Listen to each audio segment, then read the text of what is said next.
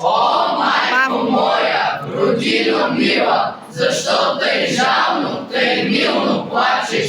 Гарване, и ти, птицо проклета, на чий гроб там тъй грозно крачеш? О, зная, ти плачеш, майко, затуй, че ти черна миля, затуй, че твоя свещен глас, майко, е глас без помощ, глас в пустиня. Плачи там близо край град София, стърчи, аз видях черно бесило, и твой един син Българио, виси на него със страшна сила, дава на крачи грозно зловещо, сета и вълци вият полята, стани се молят Богу горещо, жените плачат, пищят децата, зимата пее своята зла песен, биркове гонят тръгли в полето, и студ, и мраз, и плач без надежда навяват на тебе скръб на сърцето.